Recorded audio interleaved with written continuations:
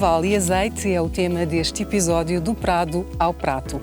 Vamos falar com agricultores e saber o que estão a fazer para tornar a produção de azeitona mais sustentável, as práticas que estão a implementar no campo, mas também nas suas linhas de engarrafamento e até no transporte. Vamos até conhecer um caso em que o azeite chega aos mercados de barca à vela. Venha daí. O azeite é ingrediente imprescindível na cozinha nacional.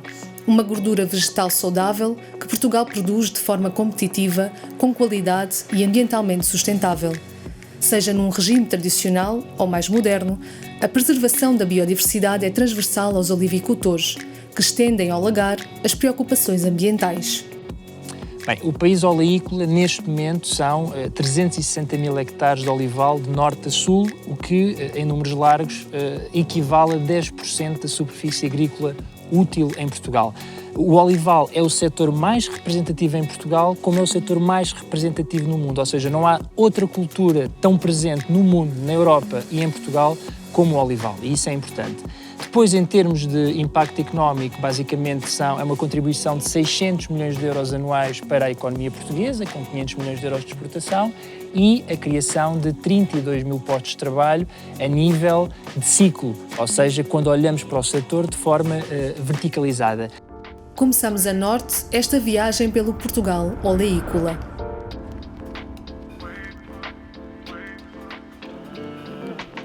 Desde o início, olhar para o espectro todo, desde a produção até ao consumidor, e perceber o que é que nós poderíamos melhorar. Quer em termos de qualidade de produto final, quer em termos de sustentabilidade. Em termos de campo, passamos imediatamente a não fazer mobilizações de solo, portanto tentamos preservar a estrutura. Em alguns sítios deixamos, como aqui, a erva espontânea, portanto um enraivamento espontâneo, fazemos apenas o corte. Noutros sítios fazemos mesmo a sementeira de algumas gramíneas ou de leguminosas. No caso temos tremoço, centeio e trevo. Estamos também neste momento a iniciar um projeto de compostagem, que vamos ter a colaboração de um especialista em humus, de minhoca. Portanto, a ideia é fazermos uns primeiros ensaios, porque notamos e parece-nos que vai ser uma dificuldade arranjar matérias orgânicas, biológicas, nos próximos anos, com o aumento de produtores em modo de produção biológica. Portanto, estamos a tentar nós aproveitar ao máximo aquilo que são excedentes das podas. Aqui a nossa zona é uma zona também que há muitas destilarias, portanto há muito bagaço de uva, que é uma ótima base de substrato para fazer matéria orgânica. Ainda no norte, na Casa de Santa Amaro, o olival tradicional é a opção escolhida para a produção de azeite em modo de produção biológico. Uma das questões que nos preocupa muito é a sustentabilidade desse tipo de olival tradicional. Falamos de oliveiras que têm um porte muito elevado, como aquelas que estão aqui por trás de nós. São oliveiras que muito dificilmente são colhidas, mas dão azeites completamente variados e completamente diferenciados, porque certamente temos alguns olivais, sei lá, mais de 20 variedades tradicionais, que algumas já se perderam, outras estamos neste momento a recuperar. Nós estamos neste momento num projeto de recuperação dessas variedades. Vamos plantar um olival onde iremos tentar pôr meio número de variedades distintas, obtidas a partir da nossa exploração. E do ponto de vista de práticas, nós temos cerca de metade da exploração já está em agricultura biológica, grande parte em conversão para a agricultura biológica, temos 10 hectares já em modo de produção biológica, a restante área está em agricultura biológica e a outra parte está em produção integrada.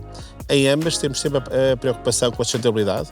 Portanto, no caso da exploração em produção integrada, temos uma grande limitação à utilização de produtos fitofarmacêuticos, portanto, usamos o mínimo possível, fazemos sobretudo luta cultural e do ponto de vista de práticas, tentamos minimizar o impacto no solo com o enraivamento entre linha ou então o enraivamento inteiro da parcela. Nós tentamos fazer aqui economia circular, sobretudo fazemos compostagem de tudo aquilo que são os produtos da exploração, quer da parte do viveiro, quer da parte do lagar de azeite. Portanto, fazemos compostagem das folhas e dos outros sobrantes, que depois voltamos a reintroduzir no solo como composto orgânico. Para além disso, temos sobretudo preocupações com as alterações climáticas. Temos um ensaio que decorre aqui uma das parcelas do ensaio que decorre decorre na região é aqui na nossa exploração, e temos vindo a usar práticas que de forma a mitigar as alterações climáticas, como a aplicação de caulino, a redução das mobilizações, a aplicação de biochar, de novas técnicas que consigam mitigar estas alterações climáticas, sobretudo o impacto que tem tido. O trabalho da Academia é importante no sentido de encontrar estratégias que os agricultores possam aplicar e assim mitigar o impacto das alterações climáticas. O Instituto Politécnico de Bragança está a trabalhar em várias frentes, no sentido de tornar o olival de sequeiro, o mais comum em Trás-os-Montes, competitivo e com maiores produtividades. Nós, neste momento, estamos com linhas de trabalho orientadas para o solo, para a fertilidade do solo. Estamos a testar hidrogéis, estamos a testar compostos que ajudam a reter a umidade no solo, estamos a tentar, de facto, estratégias que possam aumentar o teor de matéria orgânica no solo, que também é muito importante para aumentar a capacidade de retenção de água, como, por exemplo, linhas que nós temos de gestão de cobertos vegetais, isto é, ter mais vegetação no olival, de forma a que entre mais matéria orgânica no solo, porque a matéria orgânica do solo depende diretamente da quantidade de vegetação herbácea que há no olival. O que nós estamos é à procura de cobertos que sejam completamente assincrónicos com aquilo que é o desenvolvimento da árvore, isto é, nós temos precipitação ainda abundante entre outubro e março, abril, nós podemos então desenvolver cobertos nesse período do ano. Quando chegar a abril, que deixa de haver precipitação e há problemas de facto de menor disponibilidade hídrica, esses cobertos têm que sair para que não compitam com a oliveira. O embalamento, reduzindo a utilização do plástico, é outra das preocupações dos produtores, que começam também a ver no mercado, sobretudo internacional, indícios de reconhecimento destas estratégias amigas do ambiente. Na nossa empresa nós temos uma preocupação que é mais ou menos transversal com a sustentabilidade. O azeite, a partir do momento que vem para as nossas instalações para estar a estagiar, todo o engarrafamento é feito aqui, portanto quer dizer que nós não andamos a deslocar o azeite para mais nenhum sítio. Temos algum cuidado e é uma coisa que nos dá imenso prazer, que é, nos últimos anos conseguimos eliminar muito do plástico que usávamos nas embalagens, transformando as caixas habituais em caixas montáveis, automontáveis em papel. Também usamos o bag-in-box, que foi uma daquelas coisas que nós tentamos logo desde o início, porque o garrafão de 5 litros em plástico não nos satisfazia. E parece-nos que o bag-in-box, além de ser uma solução muitíssimo mais sustentável, protege o azeite da oxidação, protege da luz. E, além disso, em termos logísticos, é extremamente interessante porque é um autêntico bloco. Nós, por acaso, já há 8 anos atrás, que quase abandonamos a utilização de plástico. Neste momento, até ao próximo setembro, outubro, iremos abandonar o plástico nos azeites. Na casa, com a nossa marca Casa Santo Amaro, já desde 2012, 2011, que utilizamos somente vidro. E vidro, que é o produto mais reciclado, não é? Mas notamos que os clientes cada vez mais querem saber isso, querem ter essa informação, querem ter algumas certificações e principalmente aqui na Europa notamos que Centro-Europa e Norte-Europa estão muito mais atentos a este assunto. Os agricultores atualmente procuram preservar as variedades antigas, praticam regas equilibradas, reduzem a utilização de fitofármacos, recorrem a modos de produção integrada ou biológico, optam por embalagens sustentáveis e ainda procuram uma economia circular. Medidas que estão perfeitamente alinhadas com a estratégia europeia do prado ao prato. Fomos saber o que pensam os eurodeputados desta estratégia. Eu diria que é uma estratégia ambiciosa e que eu resumiria assenta em 3 perspectivas, digamos assim, que é a da ecologia, sustentabilidade e tecnologia, que pode apresentar dificuldades, mas pode também apresentar oportunidades. O que para mim seria muito relevante era que pudesse ser pensada, tendo em conta que a União Europeia é um mosaico e na sua diversidade, e que por isso as exigências não podem ser transversalmente feitas dependendo dos países, porque os países têm diferentes características, do ponto de vista da fertilidade dos solos, do ponto de vista dos recursos aquíferos. No plano legislativo, muitas vezes o que falta é o senso, ou seja, nós de uma perspectiva utópica podemos fixar limites, mas temos é que ter noção acerca de esses limites serem execuíveis, porque se fixarmos metas que depois os agricultores, quem produz, não é capaz de acompanhar, muitas vezes até porque a própria tecnologia não dá a resposta que lhe é pedido. Enfim, aí no plano legislativo a utopia mata a produção. Eu concordo que é ambiciosa, mas também concordo que é muito inconsistente. Explico porquê. No mundo de hoje, eu compreendo, aceito, como penso que todos nós no planeta aceitamos que é preciso, porventura, diminuir a pegada alimentar e por isso esta estratégia, que como é sabido, vai desde a produção até o consumo. Mas a ambição, enquanto marca, foi uma pedra de toque quando a nova Presidente da Comissão assumiu funções. A Sra. von der Leyen fez muita questão. E muito bem, ou seja, há uma viragem histórica. Mas eu tenho chamado a atenção muitas vezes que uma estratégia só é bem-sucedida se tiver instrumentos importantes para ela ser aplicada. Neste caso, como eu disse, tem ambição, mas tem muita inconsistência. A questão é saber, por exemplo, qual é a capacidade ou qual é a opção estratégica de Portugal em relação à redução dos pesticidas, dos fertilizantes. Nós temos aí boas performances, como é sabido. Não podemos ter as penalizações que os outros têm. Qual é a aposta? Nós podemos aumentar significativamente o apoio à fixação dos jovens agricultores. O que é que Portugal vai querer fazer? O que é que o governo português vai querer fazer? Nós vamos avaliar qual é a componente de aumento da produção da agricultura biológica, mas o que é que depois fazemos em relação à questão das terras? O que é que fazemos em relação à desburocratização? O que é que fazemos em relação ao tipo de apoio? Volto a insistir, não a todos em geral, mas em particular à fixação dos jovens agricultores. A questão, há um naipe variado de desafios, mas que eu espero que nós possamos, com esta tal maior autonomia, podermos propor a Bruxelas. Bom, nós temos aqui algumas especificidades, estamos enquadrados nos objetivos gerais, nas estratégias gerais, não pode ser de outra maneira, da política agrícola comum, mas nós queremos definir este nosso caminho. Chegamos a sul, ao Alentejo pintado por extensos olivais modernos que se caracterizam por árvores plantadas com compassos mais apertados. Os olivais intensivos e em sebe ganharam expressão na região devido à disponibilidade de água para rega. Também aqui se trabalham as questões de sustentabilidade e de preservação da biodiversidade. Todo o nosso olival está em modo de produção integrada. Isso quer dizer que temos um controlo da quantidade de água, de adubos e de fitofármacos que podemos utilizar. Todos os produtos que utilizamos são produtos homologados e as doses também são controladas. O olival é uma cultura permanente. Portanto, nós plantamos o olival e o olival fica aqui durante dezenas, centenas ou mesmo milhares de anos. Portanto, temos muito pouca mobilização do solo. O que nós fazemos normalmente é um enrelvamento da entrelinha do olival, que neste momento não se está a ver, mas que na primavera isto são corredores de relva. E o que é que isso vai fazer?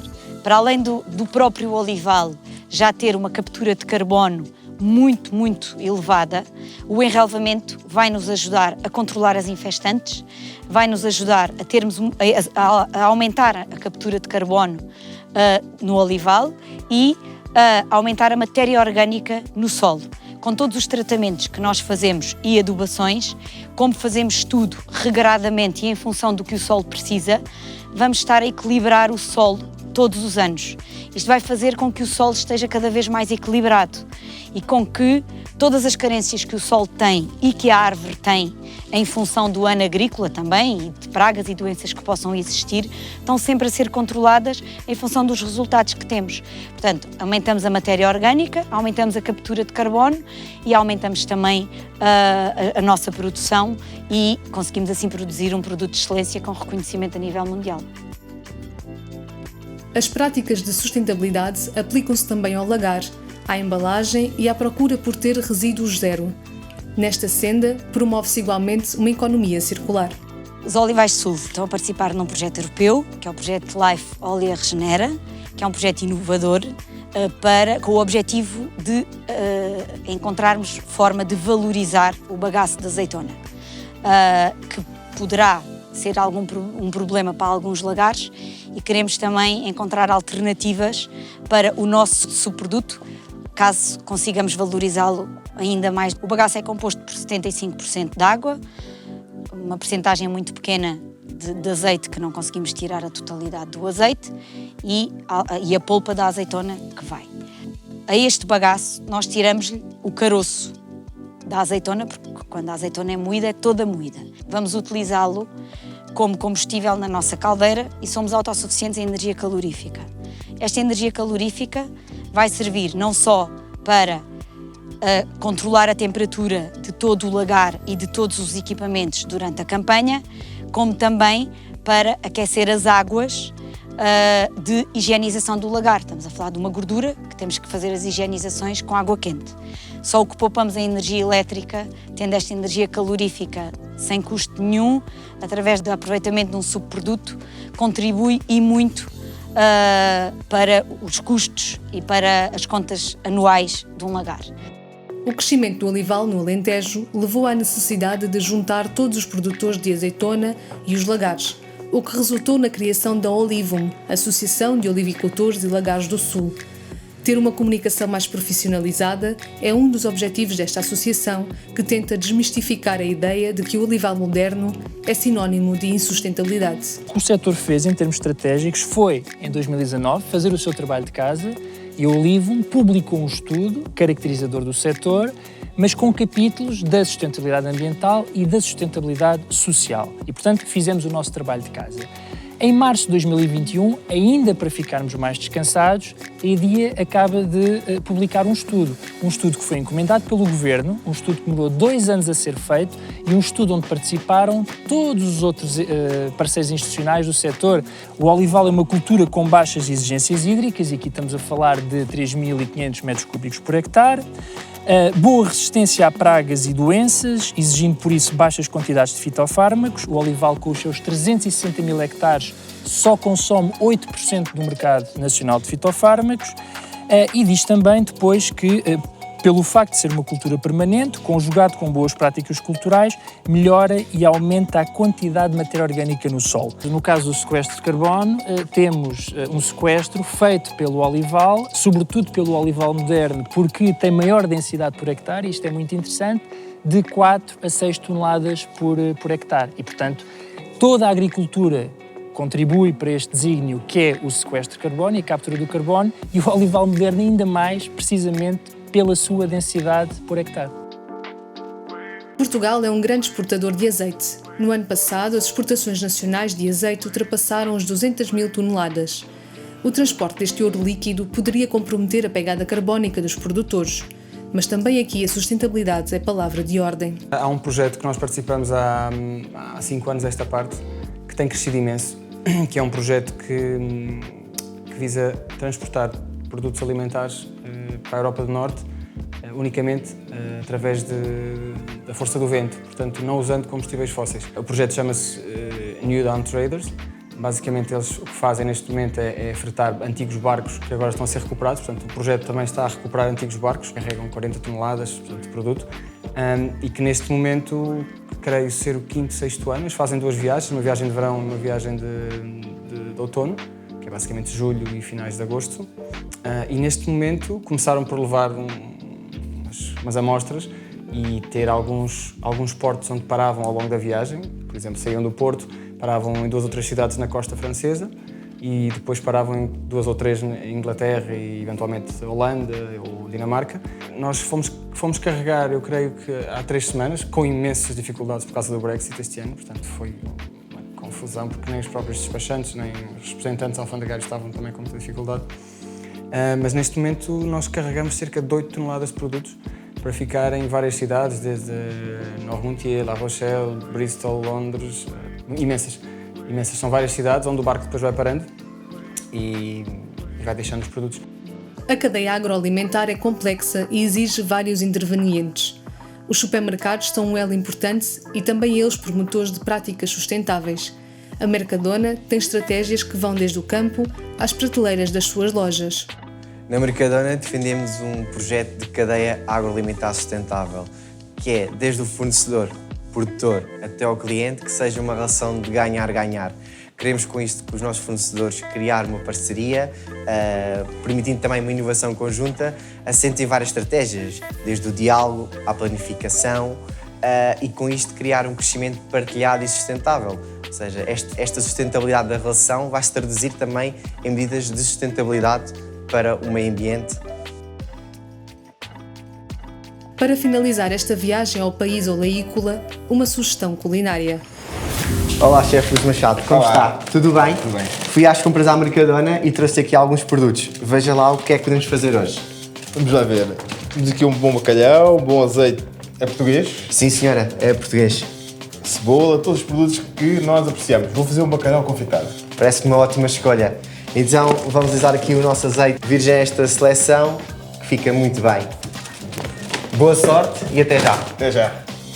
Vou pegar aqui em 2 cebolas, cortar em meias luas e vamos pôr já num tacho ou numa frigideira.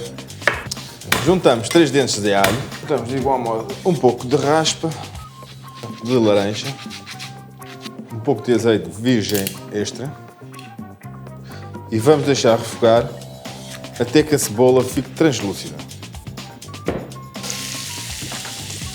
Vou juntar 50 gramas de açúcar mascavado, temperar com um pouco de sal e vamos deixar agora o açúcar caramelizar. Quando a cebola começar a ficar bem douradinha, vamos refrescar com um pouco de aguardente para libertar todos os aromas. Pôr depois os lomos de bacalhau, 2 folhas de louro e juntar mais azeite extra virgem até cobrir todo o bacalhau. Vamos deixar agora cozinhar durante 10 minutos até o bacalhau começar a lascar.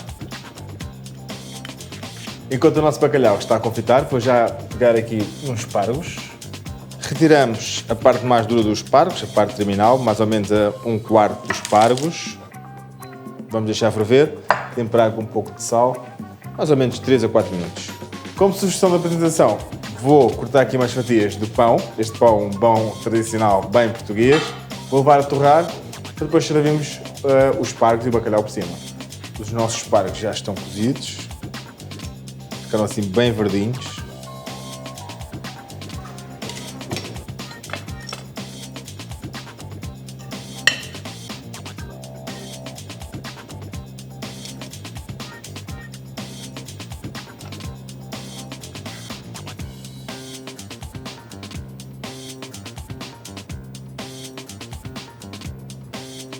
O nosso prato está pronto, 2 sugestões de apresentação diferentes, uma mais tradicional, outra mais sofisticada, sempre com bons produtos portugueses, neste caso o bacalhau e o bom azeite português. Bom apetite! Neste Prado ao Prato, dedicado ao olival e azeite, mostramos que é possível produzir com sustentabilidade, independentemente da dimensão ou do modo de produção. Conhecemos vários produtores, muitas técnicas diferentes e percebemos também como é possível trabalhar no lagar todas estas práticas ambientalmente mais sustentáveis. Esperemos que tenha gostado. Até ao próximo do Prado ao Prato.